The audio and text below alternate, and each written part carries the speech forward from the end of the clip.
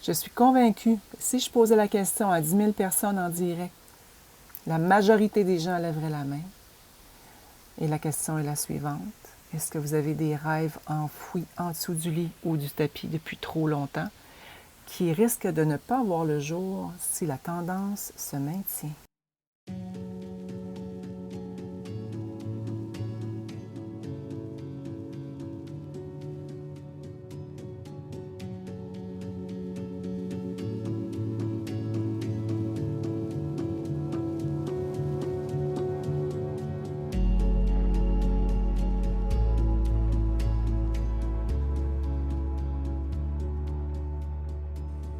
Christine Saint-Laurent au micro pour cette édition spéciale qui porte sur une passion pour moi incroyable, qui a été vraiment le fil conducteur des choix de vie professionnelle et personnelle que j'ai fait au cours des dernières années, je dirais. Je serais portée à dire 35, mais peut-être plus aux 15-20 dernières années. Mais avant d'arriver dans le propos de la mission de la passion et du dharma, je vous poser la question, est-ce que vous sentez en ce moment une dispersion? Que vous sentez que tout va trop vite, que la difficulté est là de se déposer toujours happé par une chose qui rentre après l'autre à faire, la liste qui s'allonge, l'énergie qui se disperse. Souvent, on a l'impression qu'on est seul là-dedans. Et en même temps, on l'est tous. On est soit maman, grand-mère, amie, aidante naturelle, très, très bien conditionné à la performance dans notre quotidien, puis que la performance ou la quantité de choses que l'on fait est synonyme d'être une bonne personne, synonyme de productivité, c'est bien vu. Et en même temps, c'est un peu contre-intuitif parce que c'est impossible pour les humains de vivre à ce rythme-là. Moi, j'ai le nez dans les livres, dans l'Ayurveda depuis des dizaines d'années et le message est clair. La surstimulation des sens et la performance, c'est pas une porte d'entrée pour la paix d'esprit, c'est plus une porte d'entrée pour l'installation de débalancements profonds qui peuvent mener à des maladies. Et donc, aujourd'hui, je m'entretiens avec vous sur une édition spéciale parce que c'est le dharma. Le dharma, c'est quoi? Est-ce que c'est la mission? Est-ce que c'est la passion? C'est ce fil-là qui nous donne envie de nous lever le matin. Ce fil-là qui nous donne envie de dire « Hey, j'ai envie de sauter en bas de mon lit. » Est-ce que vous l'avez déjà ressenti, ça, cette passion-là? On dirait que je perds la notion du temps. C'est quelque chose qui est wow. J'ai l'impression que mon âme chante, que mon cœur chante. J'ai l'impression d'être à ma place, à mon X. Et ça peut être dans différentes petites places. Ça peut être un peu partout, dans différents petits gestes. Et souvent, le dharma, qui est un mot sanskrit qui veut dire, très intéressant, hein? Ça veut dire quoi exactement, le dharma? Ça veut dire quoi? Est-ce que c'est la mission? Est-ce que suivre ses passions? On a entendu ça souvent, suis tes passions. Mais les passions, des fois, ça peut être aussi éphémère. C'est des signes de choses qu'on aime, mais ce n'est pas nécessairement la place. Et aujourd'hui, je m'entretiens de ça avec vous parce que durant l'été, j'ai vraiment eu à me réajuster dans mon rythme avec un livre mastodonte à livrer. Je vais le dire, mastodonte, ouais, je pense que oui. Quand même assez mastoc de choses que j'ai envie de faire ressortir, d'une sagesse que je souhaite nous accompagne pour les 150 prochaines années. Troisième. Et donc, bref, tout ceci pour dire que on n'est pas les seuls à avoir des listes qui sont massives et c'est facile de se perdre. Et quand on arrive à l'automne, ben c'est le temps propice justement à perdre un peu plus le pied parce que la nature, par définition, vient vraiment s'activer, s'accélérer. C'est drôle, hein? On arrive avec les journées, en fait, les nuits qui allongent et naturellement, dans le rythme, même si les nuits allongent, le rythme vata est là, le rythme d'automne est là et ça s'accélère. Et quand c'est des actions qui sont éparses un peu à gauche, à droite, puis il n'y a pas de fil conducteur, c'est là un peu qu'on peut avoir l'impression de perdre le nord. Et ça m'est arrivé quelques fois, dans quelques reprises dans ma vie, d'avoir l'impression de ne pas être aligné. Peut-être que vous l'avez ressenti vous aussi. Peut-être que c'est comme, j'ai l'impression de ne pas être sur mon X. Je l'aime beaucoup, cette expression-là, pas être sur mon X. Et en même temps, c'est souvent des messages que peut-être qu'il faut réajuster certaines choses. Personnellement, quand j'ai quitté le monde des soins infirmiers, le monde des soins aigus, la médecine de vol avec les avions, le cheminement que j'ai fait, que j'étais passionnée, j'ai voulu apprendre et tout ça. À un certain moment, il n'y avait plus rien qui tenait qui faisait du sens pour plusieurs raisons. Et c'est à ce moment-là qu'il faut replacer l'aiguille, revenir visiter les choix faits, puis revenir voir, bien, est-ce que c'est vraiment ça que j'ai goût? Puis qu'est-ce qui parle? Parce qu'à 35 ans, c'est ce qui est arrivé. J'ai fait un burn-out, littéralement, puis c'était assez majeur. J'avais plus le goût de rien, puis me lever en sautillant en bas du lit, c'était pas ma réalité.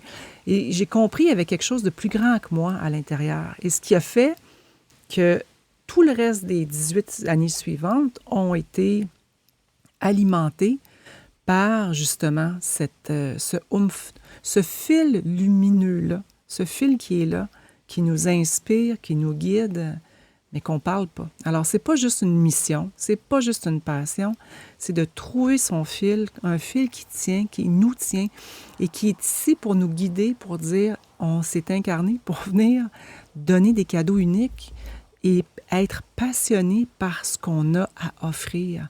Et c'est à se déconditionner de ce système-là pour venir retoucher à quelque chose qui est beaucoup plus grand que nous, puis que même le mental a de la difficulté à comprendre. Pour vrai, jamais, puis je me place 18 ans plus tard, de la fille qui est partie, qui a vendu sa maison, qui s'est en allée dans une région qui n'avait aucune connaissance, rien.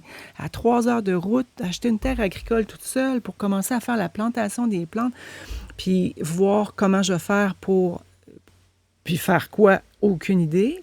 Bien, mon mental, il ne pouvait pas le comprendre. Et c'est là le lien entre le dharma, l'âme, nos cadeaux uniques.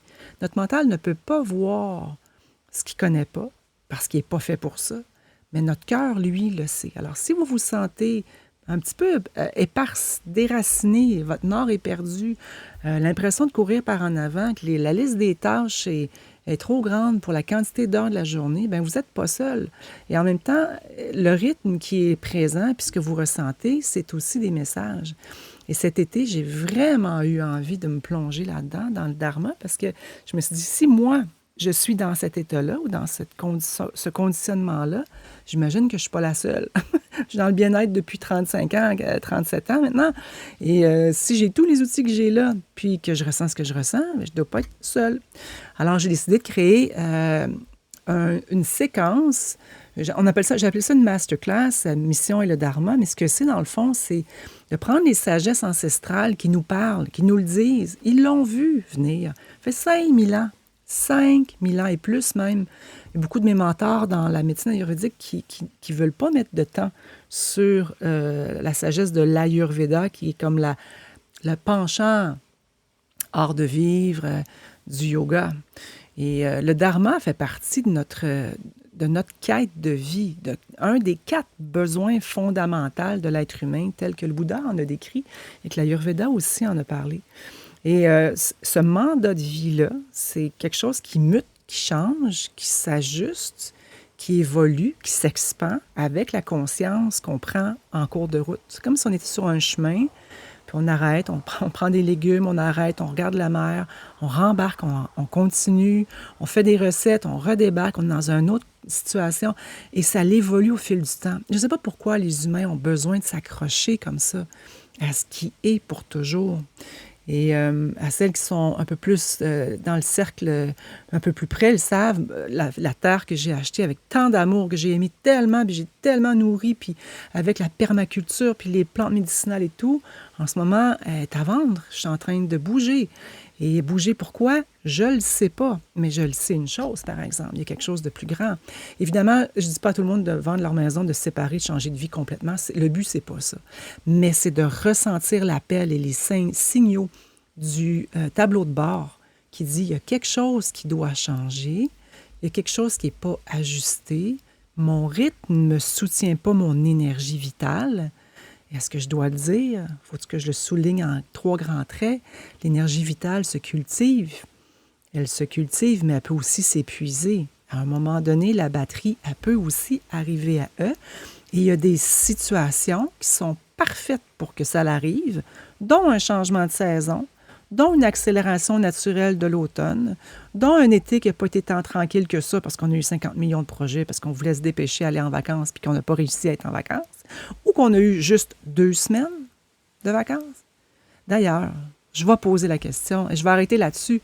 Mon but, c'est vraiment d'allumer des idées, des réflexions à ça. Mais c'est qui a décidé qu'on avait juste 2 semaines de vacances?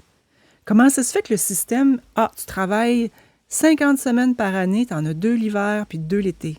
Hey, non, moi, je veux pas ça. Je veux pas ça. Je veux créer une vie premièrement, que j'ai pas l'impression de travailler. C'est ce que je fais en ce moment. Là, je suis installée dehors, je regarde les feuilles qui changent de couleur jour après jour. Je me suis installée une belle place à l'extérieur pour écrire.